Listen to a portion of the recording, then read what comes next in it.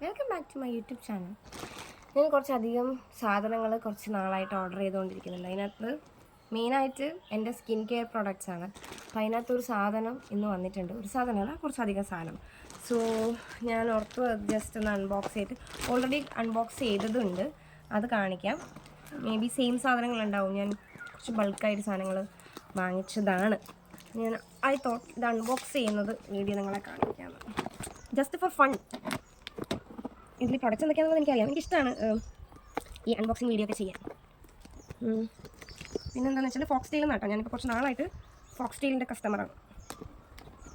പിന്നെ ഫോക്സ് ടെയിലിന് ശ്രദ്ധിക്കേണ്ട കാര്യം എന്താണെന്ന് വെച്ചാൽ ഫോക്സ് ടെയിൽ നിന്ന് ആൾക്കാർ നമ്മളെ പറ്റിക്കും. ഫോക്സ് ടെയിൽ നിന്നല്ല, ഫോക്സ് ടെയിൽ നിന്നാണെന്ന് പറഞ്ഞിട്ട് ആൾക്കാർ നമ്മളെ പറ്റിക്കും. അതുകൊണ്ട് അങ്ങനെയുള്ള സ്കാമിലൊന്നും പോയി വീഴാണ്ടിരിക്കുക, അതാണ് കാര്യം.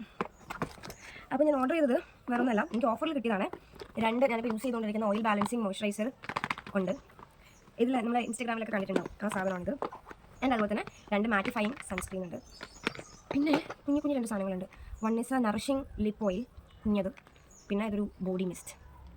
ഇതിനൊക്കെ സ്മെൽ നമുക്ക് നോക്കാം. നെക്സ്റ്റ് പിന്നെ ഞാൻ ഓർഡർ ചെയ്തിട്ടുള്ള സാധനങ്ങൾ ഒരു ബ്രൈറ്റനിങ് അണ്ടർ ഐ ക്രീം ഉണ്ട്. പിന്നെ ഒരു റിഫ്രഷിങ് ഫേസ് വാഷ്. ഞാൻ പൊളിച്ച് നോക്കിയിട്ടില്ല കേട്ടോ. ഇതൊരു വാഗ്നി സ്പോട്ട് കറക്റ്ററാണ്. ഇതൊന്നും ഞാൻ ഓർഡർ ചെയ്ത് ചെയ്യാം.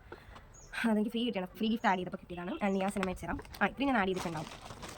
ആൻഡ് എനിക്ക് എൻ്റെ കൂടെ എനിക്ക് കിട്ടിയതാണ് ഒരു ഫോക്സ് ടെയിലിൻ്റെ ഒരു സാമ്പിൾ സൺസ്ക്രീനും പിന്നെ ഒരു മേക്കപ്പ് സെറ്റിംഗ് സ്പ്രേ, ടോണർ കൂടിയാണ് അതും. പിന്നെ ഒരു റെറ്റിനോൾ സെറം, പിന്നെ ഒരു ക്ലൻസർ ഉണ്ട്. പിന്നെ വേറെ എന്തും കൂടെ ഉണ്ടായിരുന്നു.